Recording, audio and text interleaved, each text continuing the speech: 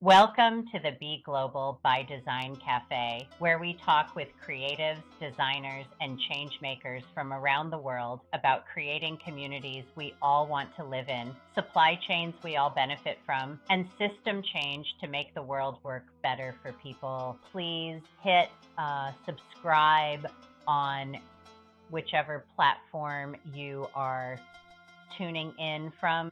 Be Global by Design is an alliance of creatives and designers. So if that describes you or someone you know, please go to www.beglobalxdesign.org to become a member. If you have a story about how art or design has made your community, workplace, or system better, please let us know at info@beglobalxdesign.org. Thank you for tuning in. My guest today on the Be Global by Design podcast is Kelly B. Mangion. Kelly founded KBM Interiors, is the former president of the Michigan chapter of the American Society of Interior Designers. She teaches at Lawrence Technological University and is a very sought after commercial interior designer. She's here today to talk with us about the critical intersection among interior design, building communities, and designing systems for people. Welcome, Kelly, to the Be Global by Design podcast. Thank you, Kristin. That was very kind. I will say I am a residential and commercial. Residential. I don't want to, I Awesome. want to cover all of it. That's awesome. So, can you start out by telling us from your perspective, and just to help the audience understand who might not really fully have a grasp on what interior designers do, tell us a little bit about what the field of interior design is.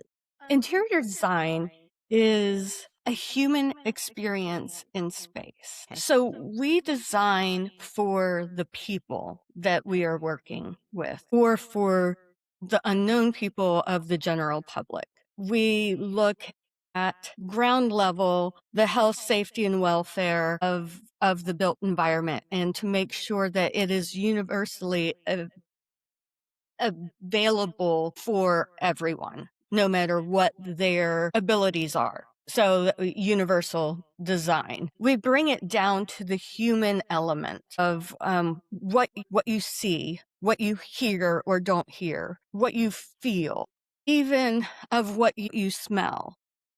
Okay. So is looking at the whole picture of what we could accomplish and experience in a space. So, from all different multi-sensory experience. It is. And some of our best sensories or neurodiverse sensories, and speaking of under that umbrella, I've been able to use that as my superpower. What do you mean by that? So I have always been an anxious person, and my family would call me a busy child. Okay. And I was always looking at my environment, looking at how things felt, Uh-huh. or how did my clothes feel? How did the carpet feel? What was the light? And this was early on. It would make my parents crazy of what I would fixate on. Okay.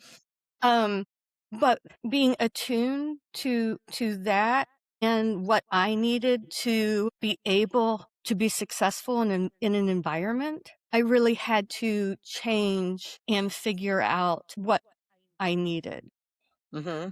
And I didn't know that I was then building a catalog in my head of, if this works for me, would this work for you? Interesting. Yeah. And so I fell into interior design first, and I just love it. Like I found a place where I fit and put all of my pieces, my research together. That's really cool. So tell me a little bit, when you're doing this for an individual clients versus a commercial client, how do you think about these differently? I have a huge questionnaire that I quite detailed go through with each client, whether it's residential or commercial. With commercial, you have to look at it through the lens of the people that are working in the space and the people that are coming into the space. And so there's like layers of how do you work successfully? What do you need to have in that space, whether it's soundproofing so other people don't Hmm. hear the conversation?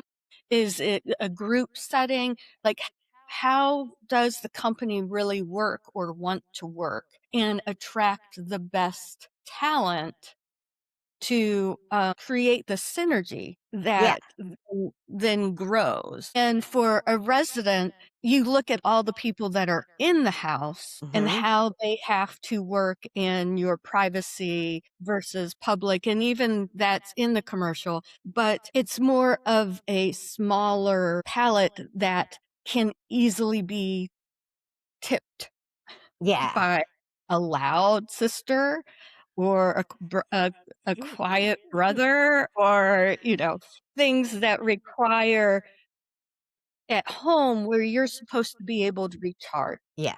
Yeah. Okay. Okay. And let's talk about the community level for a minute, because I think that this is a area that's more emerging more and more. Maybe I'm wrong, maybe it's always been there, but there's more and more research suggesting that interior design contributes to communities in ways like improved safety, wellness, social connection and equity, sustainable development, mental health, cultural preservation, economic impact. Can you talk a little bit from your perspective on how interior design really does contribute to communities? We we tell the story. We're storytellers in the framework of the situation or the what we're trying to experience. So that's interesting. You're saying like every community has a story, a It unique does. story. Okay. And it does. And we could talk about our little community that, it needs to be walkable. It needs to fill needs that everyone has at a level, and the scale can change economically on, the easiest ice cream place to the high-end boutique. You really want something for everyone. And so you are teaching the age range of I took my children and we walked into town. Mm-hmm. That has been a a part of their story, a part of their growing up, that it's pedestrian level, that they get to see everything at a scale, Mm-hmm. and it's not moving fast like through the car. It's tangible. It is tactile. And they can go run an errand, or they could go to the movie. And so places have touchstone feelings, but Uh-huh. also it's multi-generational. And so it's serving everyone in the community. You have your public space, your library, all those civic services that are so important. In the safety, we have the sidewalks, we have the bike lanes, we have, like, we're trying to apply more and more um to create more of that safety and in the general welfare of the public. But we have our twinkle lights in the trees. You're bringing down and adding some whimsy and some additional lighting. Well, even Christmas music playing, right? So what you're saying, like it's interior design, but it's not always interior to buildings. Is that what you're saying? Yes. So it's that all of those levels that we then apply to interiors as well. But it's Yeah. it's the details Okay. that really matter. And I know you recently had an interview on this with Culture Wealth. I wonder if you can tell me a little bit about that. I remember it really sparked my imagination when we talked about this before. Angie with Culture Well is doing amazing work.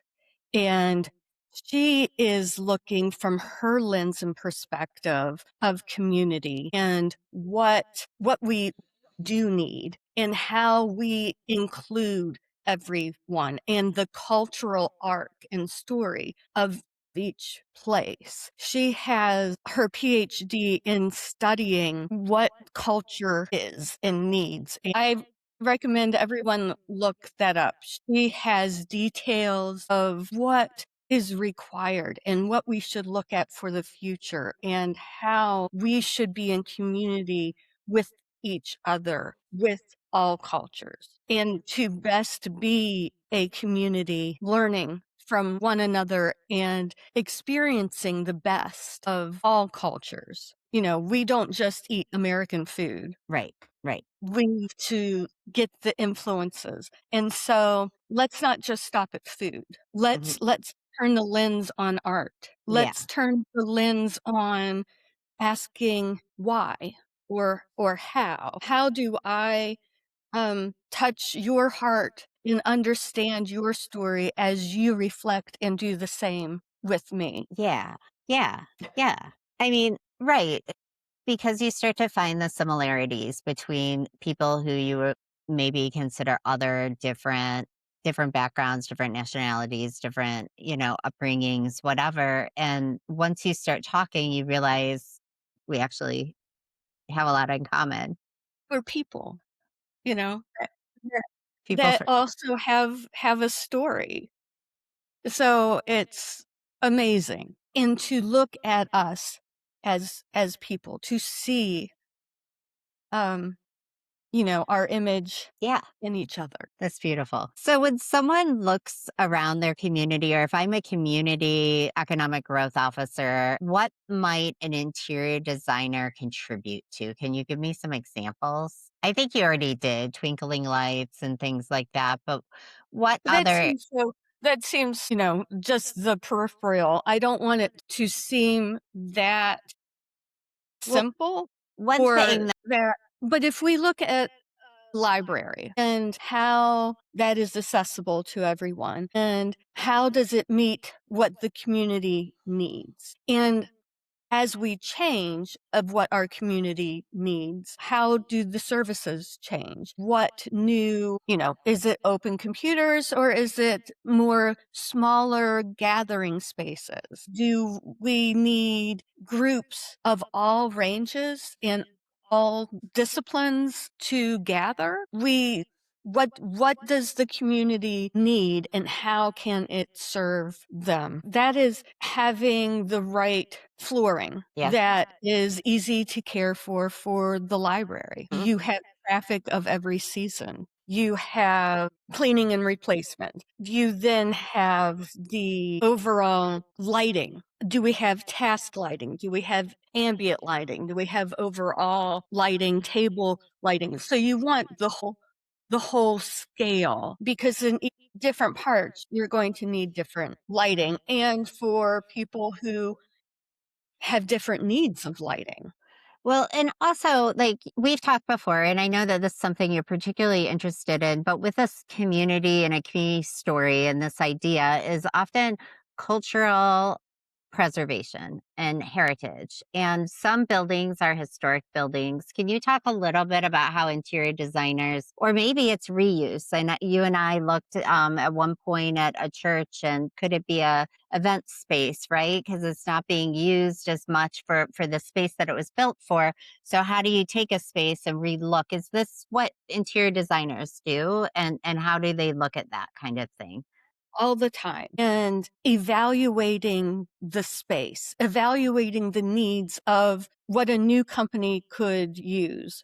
There was a house that was just rebranded, redesigned to provide a market Okay. because there was a need in the area for somewhere where you could get something quick to drink, if you forgot butter and got all the way home. It's a gathering space. They have tables outside. They have the needs of how to get in and out. You have your coolers. You have your where the money exchange and point of sales. You have your circulation and making sure that it is handicap accessible. There are all of those items that are like a checklist for me of how do I make this work for everyone, and what does the person what does the owner need, and what does the public need? Again, how it overlaps and blends with each other.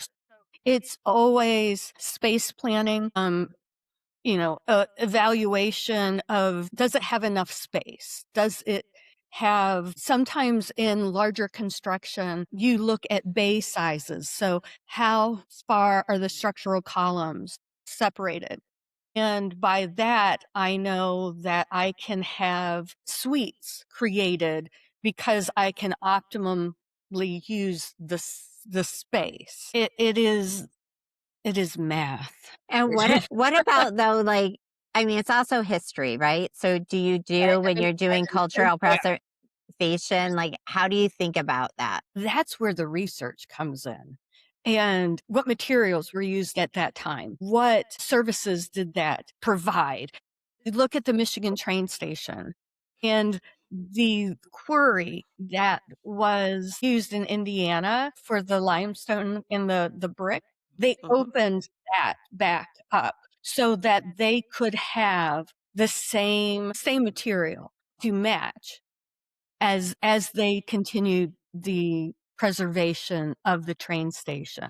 And we were able to use, we as in, I didn't work on that, and I say the design community in general. It was just so exciting to see how they were able to research what was there, and with new technology of scanning, and then absolutely creating the column, the Corinthian column, the ceiling dental details.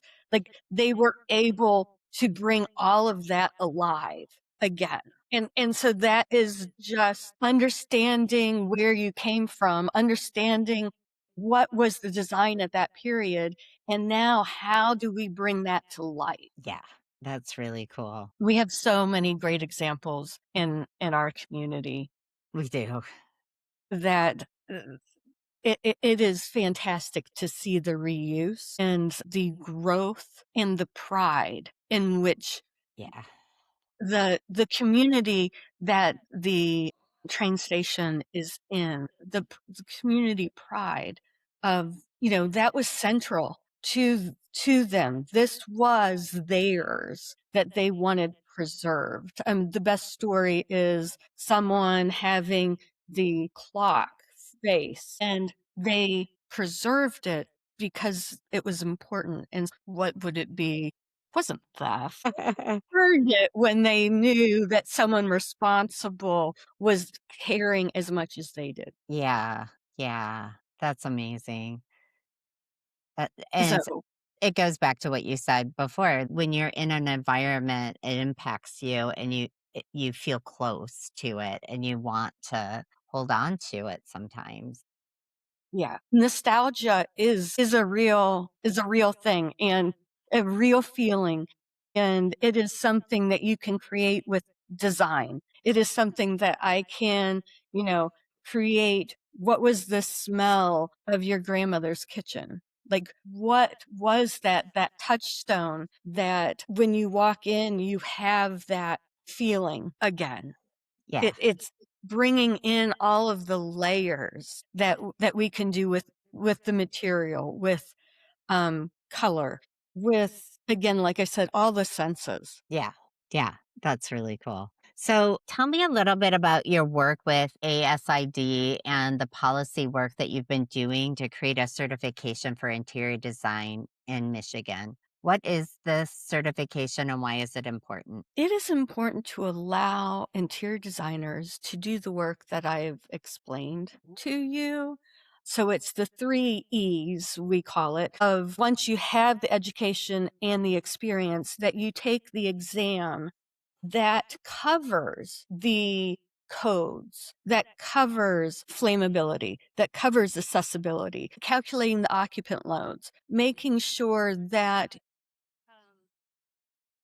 there is everyone can get out of the building. So I want to be able to stamp my own drawings, because right now for a commercial project, I can do the drawings, but I then have to hire an architect to stamp and seal my drawings to have the renovation done. Seems like extra bureaucracy. Is.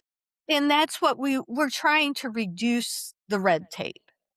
We want to make it so that I have the right to practice after meeting all of these requirements. Sure.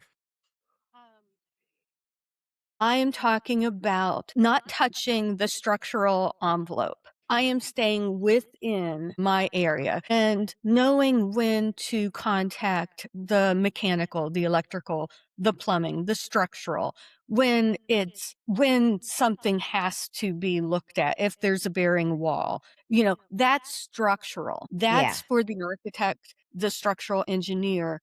I'm not trying to do their job, Yeah.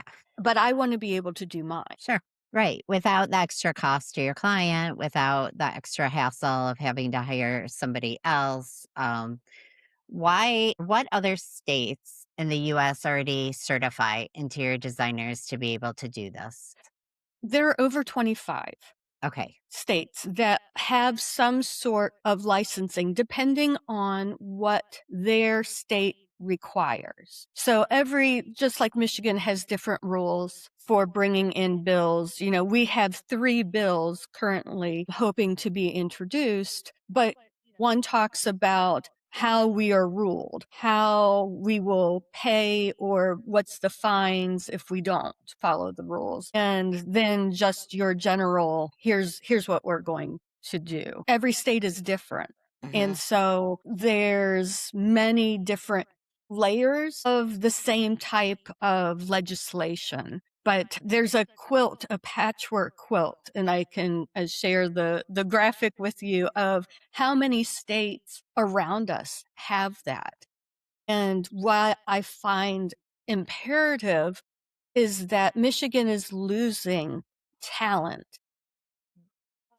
And we're losing our talent because they're going to Wisconsin, they're going to Illinois, who both have It's easier. legislation for interior design. You're running a business. You're going to go where it's easier and cheaper to run a business, right? Right. But this also will help the 5 universities in the state of Michigan that offer interior design as a program, Yeah. accredited program. So there's multiple universities, colleges that have interior design associate degrees, and then you can work up to a bachelor. Like, I'm all for the community college and the best way to put yourself through college. I put myself through college. So There's a did great I. deal of debt Yeah. involved with that work of Sure just is. trying to raise yourself up. Sure is. So, I want to help the universities here attract the best people, but I want our companies here in Michigan to keep the best talented students to That's right. stay and grow so that we have a pipeline of emerging professionals that are always coming and learning the newest software, the newest practices.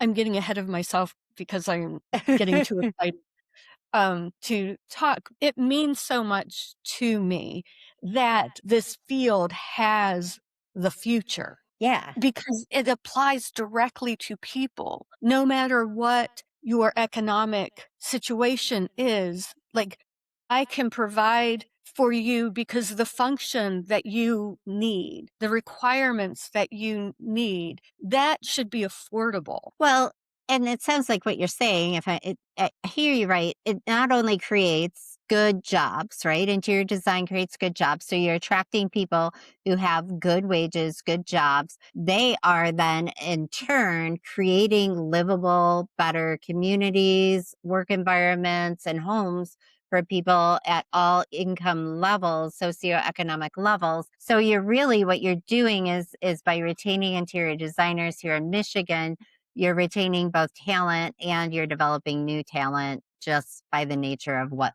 the work is that they're doing. Yes. So if there are any policymakers in Michigan who are listening right now, what is your request? Because it doesn't seem like it seems like a no-brainer to me. Policy out there right now, like that they could just like where is it There in the is. process? We currently have a sponsor and a few co-sponsors Okay. for bills to be introduced. Huh? And you can look up on the Michigan government website the House bill Uh-huh. numbers. Uh-huh. It is House Bill 5142, 5143, and 5144. Okay. And as I said, it is the first one is to create a design board, and hopefully within the design board that is already um, legislating and reviewing architecture, engineering, and landscape architecture. And so we would just be hopefully a part with them. We don't need to have our own. It would be cost beneficial for all of us to be together. Yeah. The second bill establishes the licensing fees, and then the third allows designers to submit and seal interior technical submissions for building permits. So we are hopeful. Okay. We want to be able to show the legislation or the legislators in the Capitol, like they're doing renovation right now. All Yeah. of the architects, the interior I was designers, just there. I saw it. Yeah. so the engineers, everyone, we're at a design table. Everyone is there. I just want a seat at the table. And I want Yeah. my voice to be heard because of what I have said of understanding the psychology and the study of how people interact and Mm-hmm. how we interact with the space and just our psychology in general. And then how the health, safety, and welfare, and that we're looking at all of that. And are we using the best material that doesn't have the VOCs that we're breathing in? Are we using sustainable material that reduces the lifespan that, what is it, cradle to cradle, so that we reduce what will end up in our landfill? Or how do we reuse Sure. when we put material out? How How do do we you reuse? reuse a building, right? How do you reuse from every perspective, right? Or how do we create maybe a data center, or how do we develop a wind farm or whatever that is actually works with the communities instead of not working with the communities, which is why so many reject it, right? Are there ways that we can integrate the things that we want for a sustainable future through design? Yes. And that's why I am so excited to be a part of Be Global, because I do see what we can do when we collaborate Yeah. Yeah. and what design can solve. I mean, we have our design processes for a reason, to look at every possible situation in every possible direction. What is the best way to solve issues? Yeah. I think design thinking is the way. I agree with you. I'm a big fan. I've decided this morning, maybe I'll start calling it creative design thinking, where you're not just using design thinking process, which is a process. You're actually bringing creatives to bring in different elements of how you might reimagine what it is in a totally different way, or using creative processes to really get at what that design might look like. And you Because our did technology and everything coming forward is experiential design. right, right, right. So I like that. So yeah, how do you use experiential learning or design during the design thinking process? What happens then? You have done this applying design to systems change with homelessness and the tiny house project. Do you want to tell us a little bit about that project and what you did on it for I would I would love to. I was able to work with the Cass Community Services in 2018. Well, I believe we started in 2017 and through 2019, but created at that time, there were 6 tiny homes. They do, a certain number at a time to try and keep the costs down to build these tiny homes. We had several sponsors and we worked with a building company. And so companies around the Detroit area donated like our plumbing, our siding, our roofing. And then JBJ Soul was the first company or foundation that donated, and so that's John Bon Jovi's.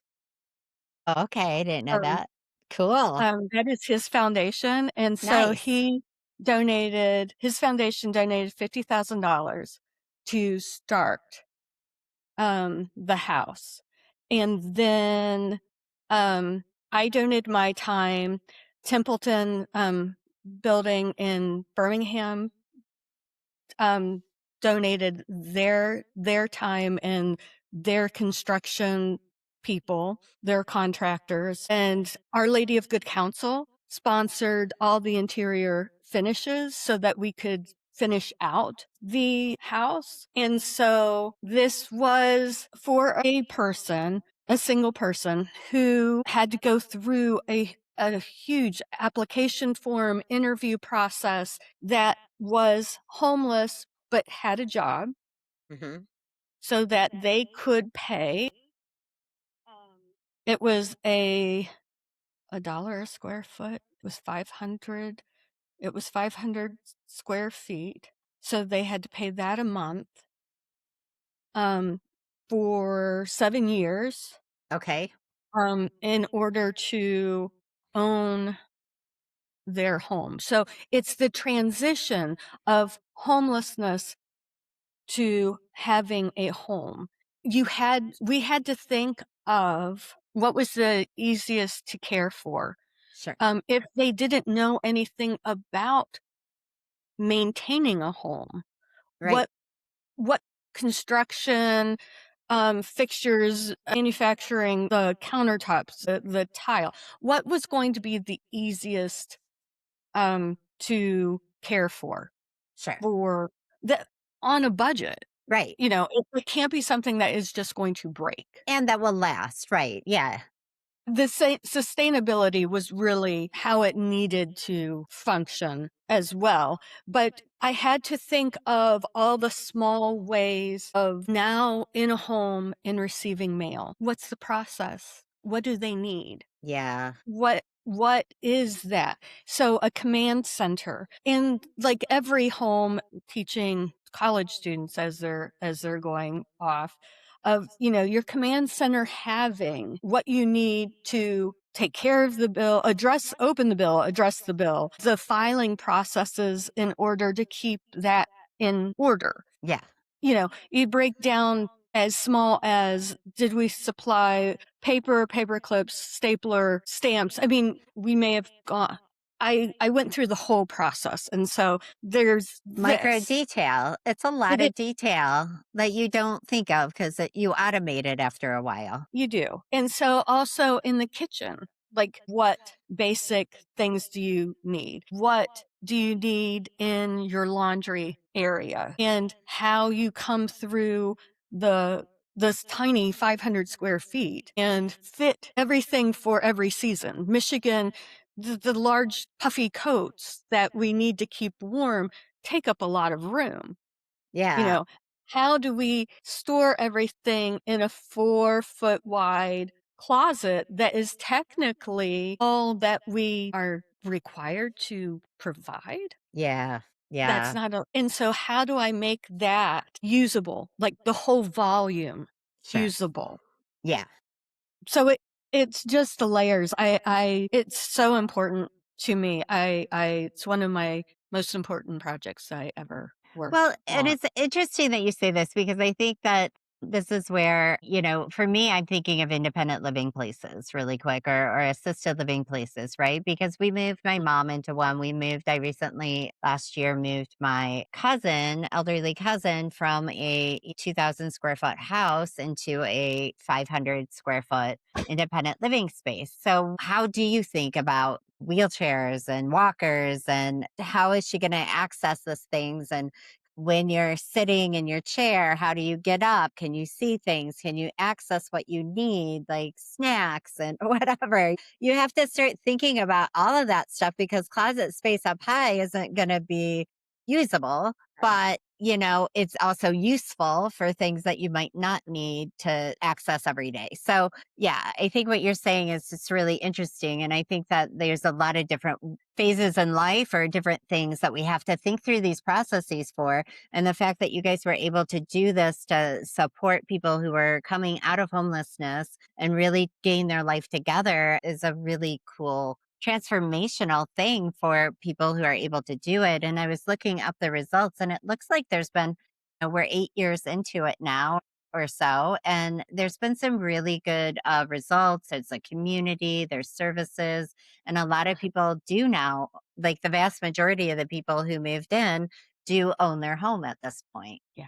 Yeah. So that part is incredible. What you just talked about, the function of interior design and a lot of the services that I provide is helping people transfer from your 2,000 square foot home into what their next phase is. And how do you help them determine what doesn't fit? Yeah. How do you scale down what they've always had or collected? And what is most important? Again, your touchstone. What is most important to see? Because if you have cognitive diminishes of Alzheimer, of any type of mental memory issues, you don't want to transfer someone and it cause quicker decline. Right. You want to be able to provide that ecosystem in a smaller square footage that's safe, doesn't have a tripping hazard of a rug because it's rolled up and now they've tripped over, or you want to make sure the floor is easily clean because in a wheelchair, after you're rolling through the grit and everything outside, that you're bringing that in. So now think of what flooring, it isn't necessarily carpet that you want. Yeah, yeah, but you also don't want yeah, I did all the research on this, because you also don't want it to be concrete, because if they fall, it's heavy. So what is the perfect Yeah, that material? interior flooring. And then you have the acoustics. You Yeah, don't want it to go because so many of the products, you can walk into a mall store and you suddenly know what one has a raised floor off of the concrete, and you hear the echo of your steps as you're walking, and that yeah. is just uncomfortable. Yeah, Um, and so, what insulation do you have underneath that so that you don't have that echoing through your whole house, or that you have the privacy when you need the privacy in your bathroom? yeah, yeah. I mean, and it's the details that matter.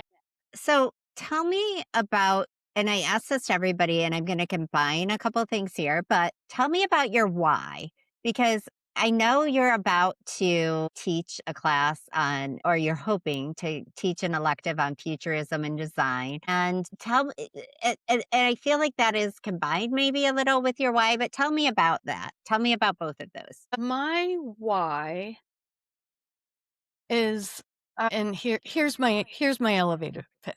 This is my why.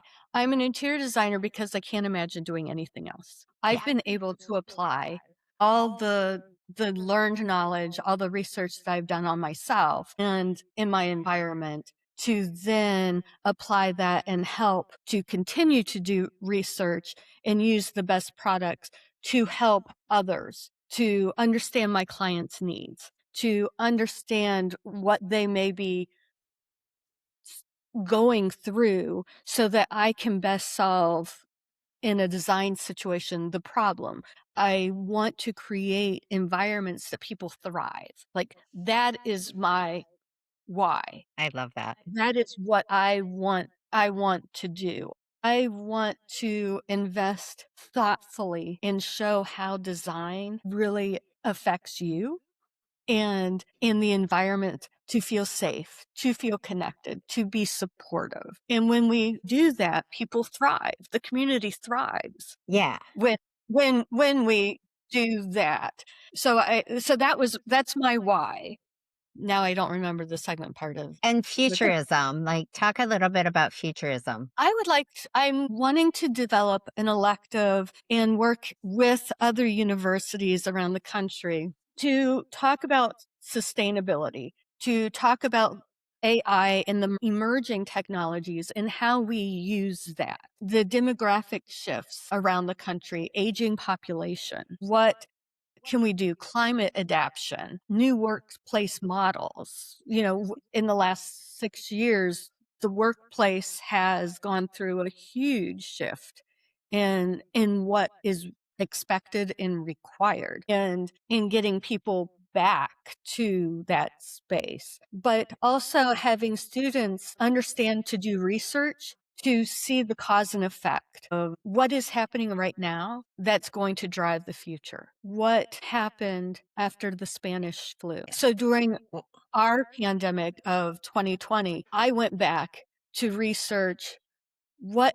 was happening in prime time. So in dualities, I Yeah. wanted to know what happened after the Spanish flu 100 years before, and what came after was the 20s, the roaring 20s, the golden age of excess, the beautiful decor, Huh? the lavish dress. And here we're talking about the hierarchy. We're talking about the highest levels of our population. Sure. So that, we romanticize that in movies. We romanticize the architecture of that time. And so if that happened, cause and effect after the Spanish flu, I was trying to then project what was going to be the change after COVID, after we were locked in for so long, after we had had Sure. so much loss. Yeah. How how do we that? Hmm. And what does that require you to need now in a space? Yeah. How more space? I had taught, you have your personal space, but suddenly everyone understood social distancing. Like I talked about that for years of psychology of, how you try and create your bubble when you're in a train and Yeah. accept someone shoulder to shoulder. And then how in a park and everything, larger, not everything, a larger space, what is acceptable to impede your bubble Right. and what that was going to look like and how people were going to feel comfortable Yeah. after we were outside of time zero Sure. in 2020. What has come out of COVID is technology. Yeah. Instead of the golden age of architecture and that lens, it's technology that is the result. That is Interesting. with touching everything. Yeah. It is. People needing to learn how to use it in Yeah. order to communicate just like we're doing now. Sure. In Be Global, we were able to have a conversation with people all over the world. Yeah. Yeah. And it's because of this technology that allowed That's us really cool. to do that. It exploded the the forward thinking and the need. Is it the what wagging the dog or The tail wagging the dog. like which comes first? Yeah. Yeah. Yeah. That and so using that now, how do you teach students to what are the benchmarks? What are things that they can see right now and say, what do I need to solve for 5 and 10 years in the future? What is that that's going to be needed? Right. Yeah. Yeah. Yeah. Because we should be always looking to the future and solving and using our predictive abilities to be able to, they're not always perfect, but to try to anticipate what there are anticipated shocks that will happen. And there are totally unanticipated things, but we know we might get a tornado at any time. We're prepared for it, but Right, we don't right, and know we how have big it warning will systems, be, right? We don't know right, when it will be. We don't know how big it will be, but we do know that we will have one, right? So we can predict and we can plan ahead, but we might get an earthquake here in Michigan and we might not be prepared for that because it is something that is totally unanticipated. Or COVID was anticipated, but we were not prepared for it because it wasn't we weren't well socialized in the idea that this could happen so quickly. and we just thought it couldn't happen. It couldn't happen to us. Right. Like, Yeah. why, how, we would be better prepared. So, is needing to know the unknown, Yeah. and how do you prepare? And design for it, right? Kelly, it's been such a pleasure to have you on. Thank you so much for coming. Thank you for being a member of Be Global by Design and being such an early supporter of this nonprofit. Thank you. I'm so excited, and thank you for allowing me to talk about the things that I really love and that mean a lot to me and that I hope I can bring to others to help solve where they're at. You already are bringing your passion to the world. I love it. So, thank you, Kristen, for doing this. Thank you for using all of your knowledge, your ability to be the connector. I'm just Ah, happy to be a part of it. thank you. So, yes, so let's help people thrive. Let's do that. Take care. Thank you so much, Kelly. Okay, bye.